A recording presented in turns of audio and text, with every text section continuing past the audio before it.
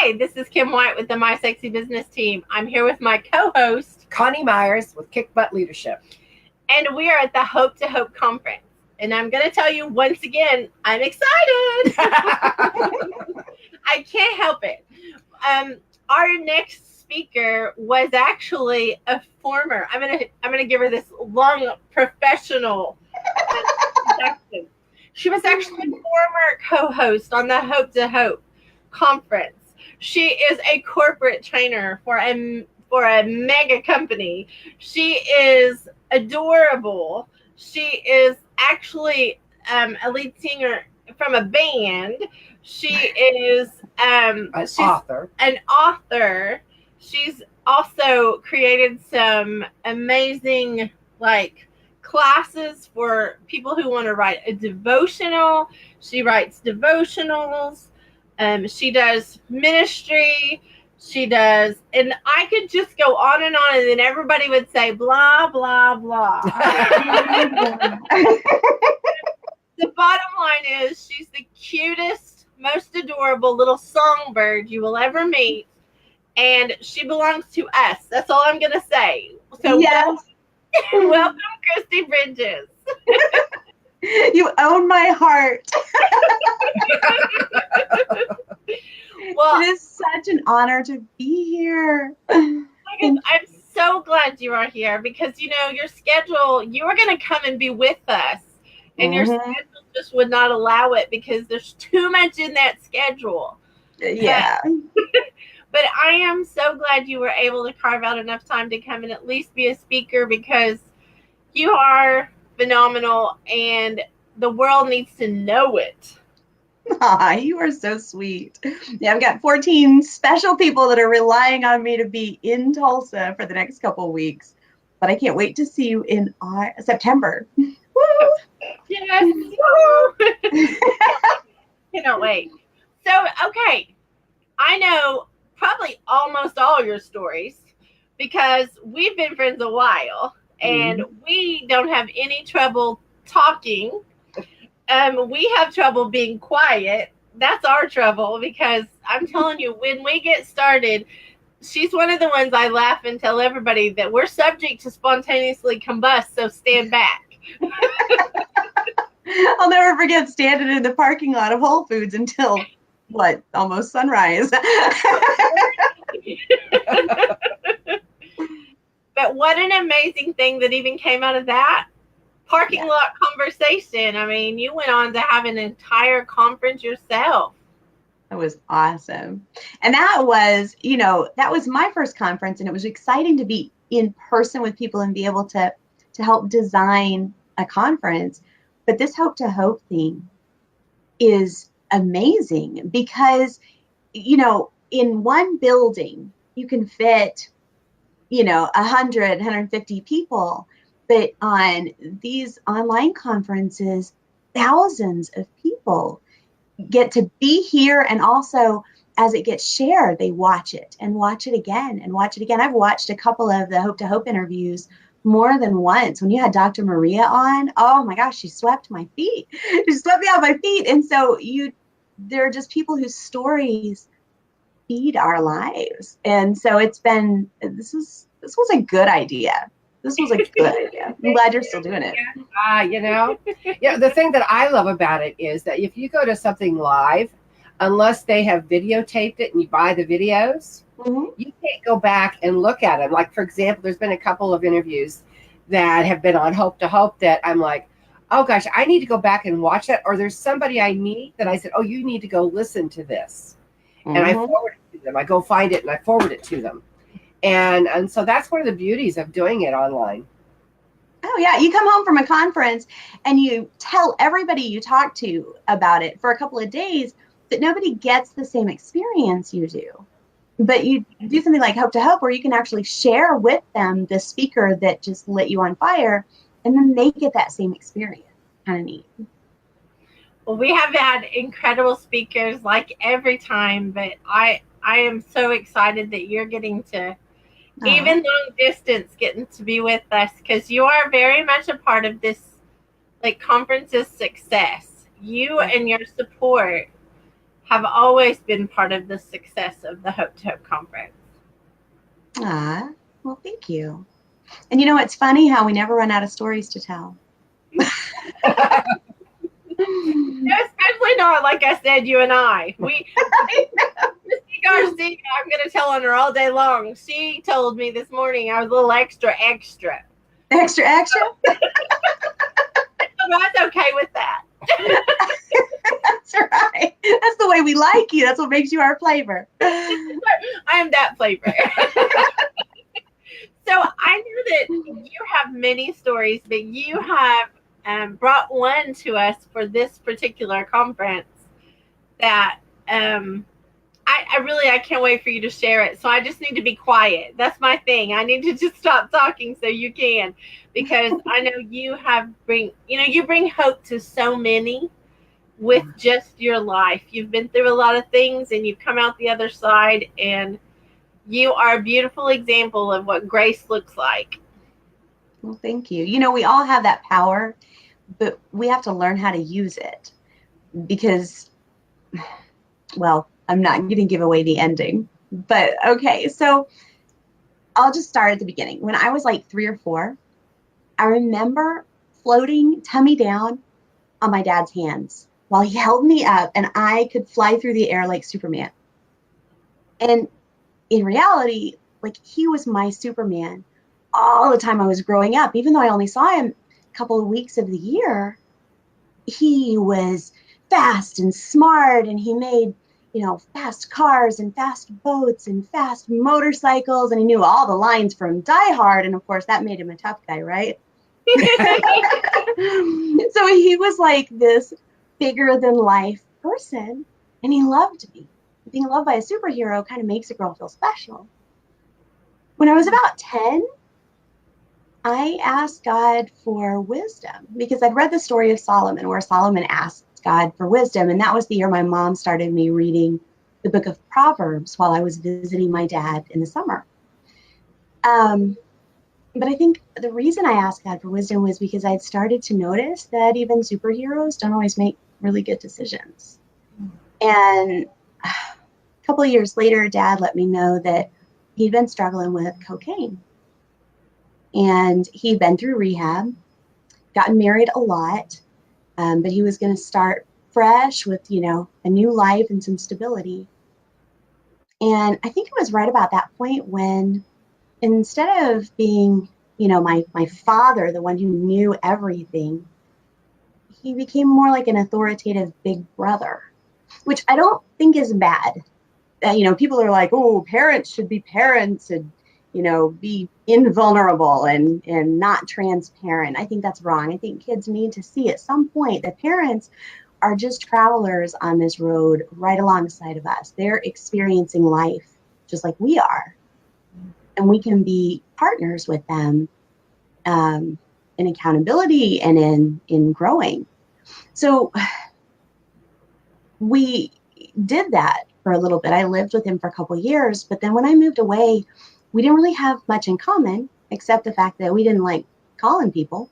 So we never picked up the phone and called each other, and we drifted apart until finally I discovered that he had continued struggling with cocaine for years, in and out of addiction and in and out of rehab. And when it finally took his kidneys and it gave him a quadruple bypass, my husband and I moved to Tulsa to be close to him and close to my grandparents. And he finally put down the needle because, anything at that point would have killed him. So for the next 10 years, he nearly died over and over again because his body was just failing him. And we really started talking at that point because he was still doing mechanics and stuff, but he wasn't able to do as much as he used to do. And he wasn't a superhero so much as just a human who was going through some vulnerable times. And I wrote a whole lot of songs during that time.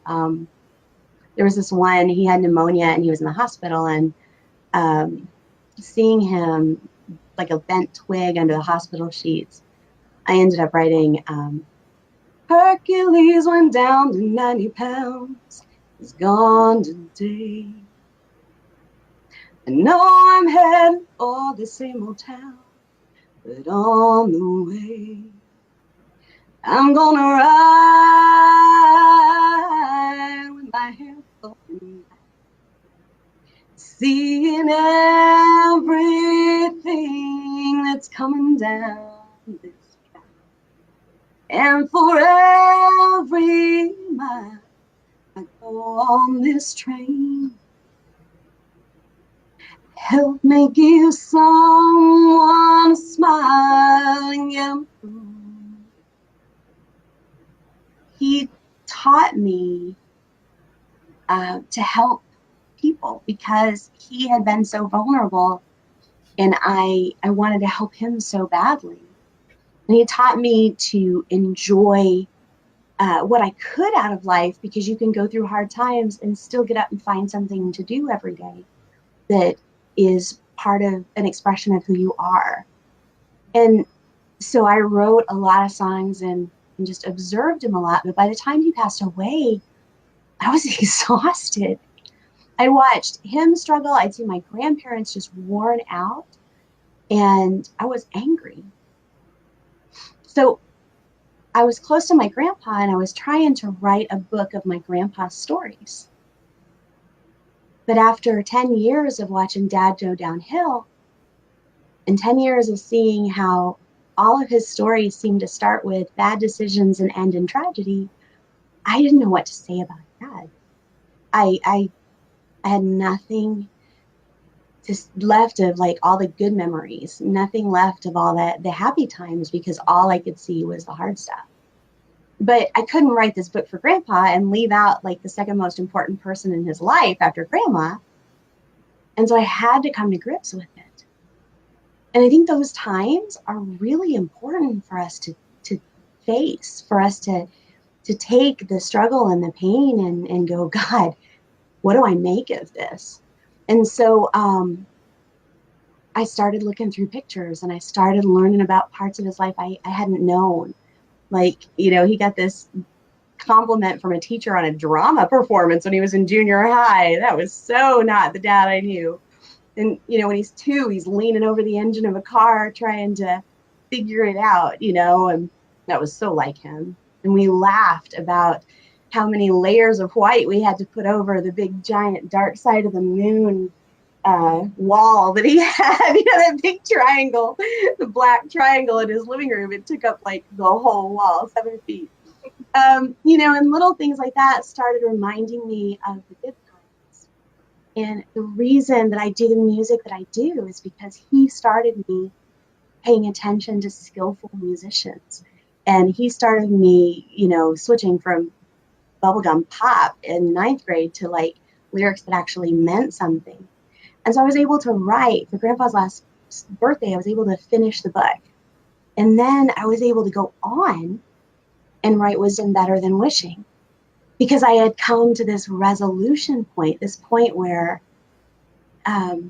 Dad's mistakes weren't his whole life, weren't all that he was to me. And that is why I created this course. I'm just going on and on. Sorry. This part is just passionate for me, because what we started with is you were talking about how our stories help people. And I think everybody has something like this, where maybe we've dealt with a hardship and we didn't know what to think, and maybe we made some assumptions about it, and saw this situation and this person as just all bad.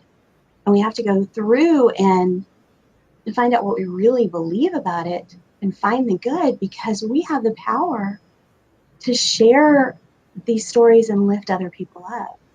And through Dad's story, I'm totally driven to help people see those little tiny forks in the road before they turn in the wrong direction, to help people think and choose their lives wisely. And then also to share that wisdom that they learn along the way with others through through writing their own devotions or through things like the Hope to Hope conference. Does that make sense? Yes, it Total does. sense. Total. Yes, it does. And I'm excited that you share like the hard time part too, because sometimes we want to keep that dark side hidden.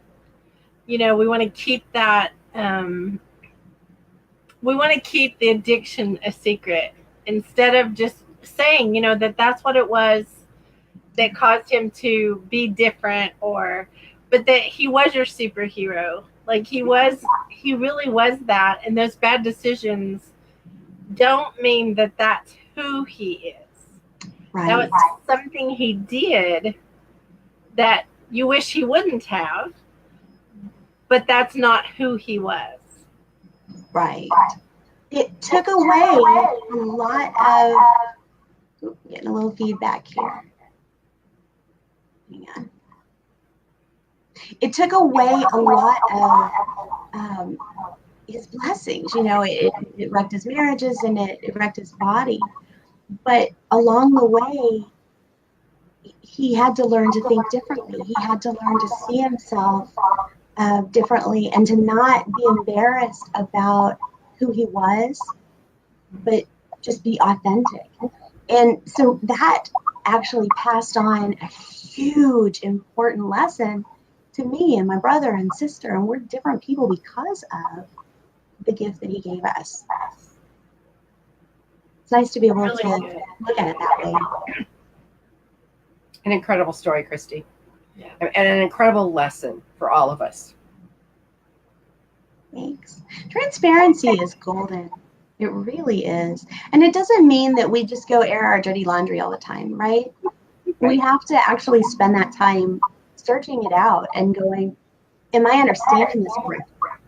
And what do I do with this now? So that we can share it in a way that doesn't just drag everybody down. I can watch the news if I want to see a bunch of negative stories that make me feel miserable. Exactly. But I watch Hope to Hope because I see stories of hardship that actually helped people develop amazing companies or come up with ideas to bless other people. I mean, we have a responsibility, I think. Well, I think you are like an amazing example, though, of taking something that was painful, because that is painful to, watch your dad, and like even moving to be closer so that you could help him. That was a big sacrifice on your part, and I can see, like, one, I can understand your exhaustion, but I also think that that's a sacrifice that kind of can feel wasted, because he ended up passing, really prematurely because of the things he had done to himself. You know what I mean? And that is a very hard place to come to terms with, is you made this big sacrifice, and was it worth it? And you're living proof it was. Oh, it was such a blessing. I would not have, the only thing I might have changed would be to come a little sooner. I mean, we were planning on coming here for a year or two so we could hang out with the family and then go back to the beach. But God has given me so many awesome people like you, and like Coni, and, people I wouldn't have met. And all the time where, Dad and I didn't have a lot in common, but we had those deep discussions because we both thought really deeply about people and about life and about what drives us. And I was able to be there during times when other people weren't able to watch it happen, That is awesome. We have Samantha and Kristi on, and it looks like maybe Sandra. Hi. I'm looking to see. Yes. Yeah. Oh, you guys are so cool. It's been so neat working with you in the collaboration challenge. That was really fun. We definitely had fun. We always have fun, though. I don't know what you're talking about. Yeah. Why do it if it's not fun? That's right. I am excited that you have, like, and I'm going to go out on a limb here, but I'm going to just say some things that I know. And that is, this story is also to do with, and I don't know if you've connected it yet, but it's also to do with your project coming up in October of Option Ocean, because absolutely, it is definitely tied. Like, it is definitely tied to that project. So tied. My dad, when I was a teenager and, a drama student and all this, I was continuously fluctuating to try to fit what I thought the expectations were of the person in front of me at the moment. And he called me a chameleon, and he's like, you need to be yourself. I didn't know who that was yet. Mm-hmm. I'm like, well, I'm just multifaceted. And he's like, no, you are wishy-washy. He didn't use that word, but, I've written this course called Share Your Wisdom Wisely to help people take their stories and turn them into devotional books. But writing a whole book can be a little intimidating, even though I've got all the steps. I've got lessons on even down to the taking payments and getting published and stuff. But that's still a big chunk for some people. And so in October, I'm doing this collaboration to help people write just one chapter about to help people who are kind of in that place where I was as a teenager, of finding out who they are and what their gifts are and where to go from here, what career to pursue or how to develop their lives.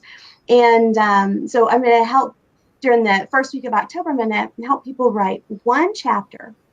And then by the end of October, all those chapters will be submitted, and we'll choose chapters to form a 31 chapter devotional book called Option Ocean. I love it. That's beautiful. That's beautiful. And I have to say, like, especially the three of us know this is nothing selling and nothing recruiting. We'll say that out loud again. But I will say that your course that you put together to help someone be able to write a devotional is absolutely phenomenal. Phenomenal. Absolutely. Oh, thank you. You are. Some people say that they're teachers. Like, some people say that they are great teachers and stuff. I'm going to tell you, you have to be in the top of all teachers by the way that you teach things in your courses. And I was blown away. I mean, I was blessed enough to audit the end of it, but it blew me away how really impactful and effective you teach things so people can follow steps and do things and accomplish things. You've created tools to do it. You've created all these amazing things. And I just laugh because I'm thinking, I just want to tell everybody, yeah, I knew her back before. Yeah.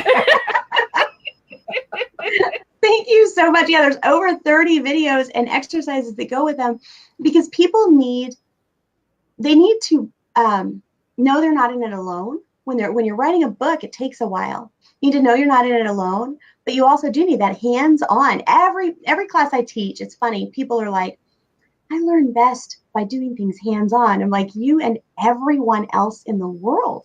And so for every little short lesson, there's the activity that you have to do to help you. And by the time you're done with all that, you have your cover, your chapters, your promotion already started. You've got your, tax setup and business setup so you can take payments and report them properly.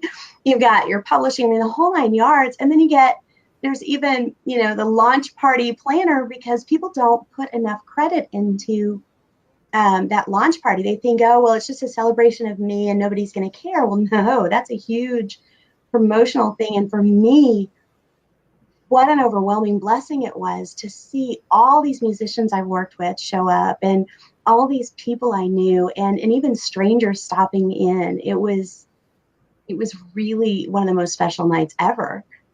So I'm glad you helped me at that time, realize how important things like that were. That was all part of your coaching. Well, and I have to tell you, our book to business stuff is still, like, you are such an integral part of that entire tour and that entire program. I don't know what you call it. And that's all free. Like, we talk about this on almost all the Hope to Hopes. We didn't even make a section for it this time. We didn't have enough spaces left to do it.